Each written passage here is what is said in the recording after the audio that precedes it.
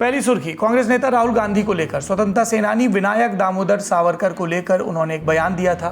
राहुल गांधी ने कहा था कि सावरकर अंग्रेजों के सहयोगी थे और उन्हें अंग्रेजों से पेंशन मिलती थी। अब 25 अप्रैल को सुप्रीम कोर्ट ने सावरकर पर टिप्पणी के मामले में राहुल गांधी को फटकार लगाई। जस्टिस दीपांकर दत्ता और जस्टिस मनमोहन की बेंच ने कहा, स्वतंत्रता सेनानी के खिलाफ राहुल गांधी के बयान गैर जिम्मेदाराना थे और अगर वो इसी तरह के बयान देते हैं तो अदालत स्वतः संज्ञान लेकर कार्रवाई करेगी। बता दें, भारत जोड़ो यात्रा के दौरान कांग्रेस नेता राहुल गांधी ने 17 नवंबर 2022 को महाराष्ट्र के अकोला में जनसभा में कहा था कि सावरकर अंग्रेजों के सहयोगी थे। सर्वोच्च न्यायालय ने पूछा, क्या राहुल गांधी को पता है महात्मा गांधी ने भी अंग्रेजों के लिए आपका वफादार सेवक शब्द का इस्तेमाल किया था? क्या उन्हें पता है कि उनकी दादी इंदिरा गांधी ने भी सावरकर की तारीफ की थी?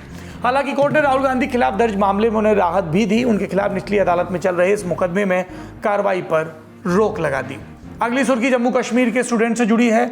इन छात्रों की एसोसिएशन ने कहा कि पहलगाम हमले के बाद देश के अलग अलग हिस्सों में कश्मीरी छात्रों को निशाना बनाया जा रहा है। संगठन का कहना है उनके पास छात्रों की कॉल आ रही है, वे डर में जी रहे हैं। इस बीच देहरादून से एक वीडियो आया जिसमें हिंदू रक्षा दल नाम के संगठन के लोग कश्मीरी छात्रों को देहरादून से जाने के लिए कह रहे हैं। संगठन के मुताबिक छात्रों का कहना है कि स्थानीय लोग और कुछ दूसरे छात्र धारदार हथियारों के साथ उनके हॉस्टल में घुस रहे हैं। कश्मीरी छात्रों ने अपने साथ मारपीट की भी शिकायत की है। नोएडा की एमटी यूनिवर्सिटी में भी एक कश्मीरी छात्र ने अपने साथ मारपीट की ऐसी ही शिकायत की। हिमाचल प्रदेश की आर्नी यूनिवर्सिटी से भी इस तरह की शिकायतें आई हैं। यूपी के प्रयागराज में भी मकान मालिक कश्मीरी छात्रों से मकान खाली करने के लिए कह रहे हैं। कई छात्र वापस कश्मीर भी लौटे हैं। जम्मू कश्मीर के मुख्यमंत्री उमर अब्दुल्ला ने भी इन घटनाओं पर चिंता जताई है। उन्होंने अलग अलग मुख्यमंत्रियों से कश्मीरी छात्रों को सुरक्षित रखने की अपील की है। इस बीच कई इलाकों से ऐसी भी खबरें हैं जहां स्थानीय लोग कश्मीरी छात्रों की मदद कर रहे हैं और उन्हें सहारा दे रहे हैं। एक बच्ची, मेरी बहन जो यहाँ पर पढ़ रही है और जो भारत का हिस्सा है, उसका क्या कसूर है? जिनका कसूर था उनको आप गोलियों से छल्ली करो और भून दो। जिनका कसूर है वो आतंकवादी का कोई मजहब नहीं, कोई धर्म नहीं। अगर किसी ने भी मेरी बहन की तरफ आंख उठा के देखा तो साहब वो ये समझ लेना कि ईश्वर की सगी बहन को छेड़ रहा है या तंग कर रहा है, और वो सीधा मेरे से निपटेगा, क्योंकि इसका बेचारी का कोई कसूर नहीं है।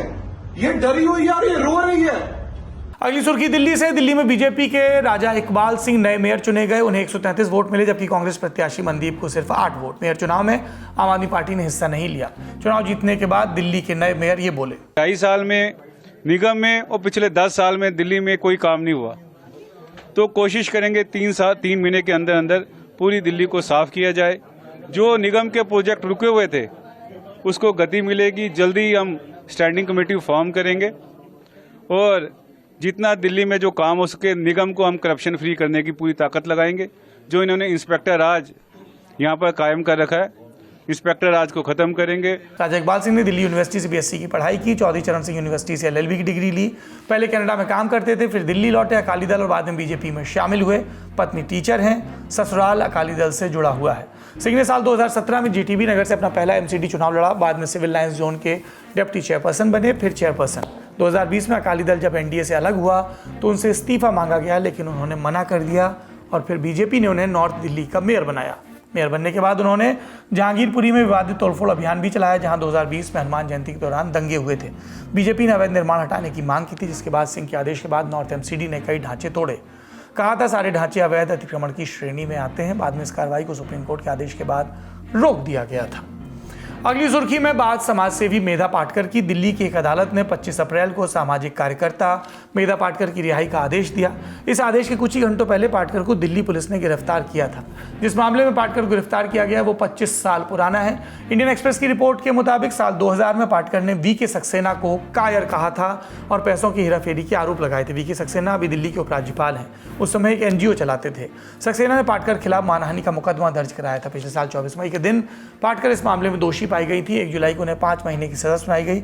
हालांकि 29 जुलाई को उनकी सजा सस्पेंड कर दी गई और जमानत भी दे दी गई थी।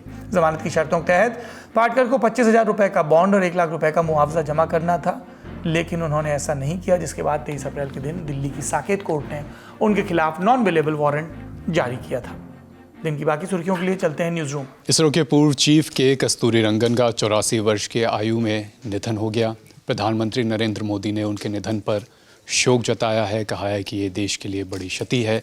विज्ञान के क्षेत्र में उनके योगदान को हमेशा याद रखा जाएगा। के कस्तूरीरंगन 9 साल तक उन्होंने इसरो की टीम को लीड करा। तमाम PSLV, GSLV प्रोजेक्ट्स को उन्होंने सक्सेसफुली इन प्रोजेक्ट्स का नेतृत्व किया। तमाम अंतरिक्ष प्रक्षेपणों की टीम में जो सफल प्रोजेक्ट्स रहे उनकी टीम में वो शामिल भी रहे, पद्म पुरस्कार से सम्मानित भी रहे। विज्ञान के क्षेत्र में उन्होंने भारत के लिए बड़ा योगदान दिया।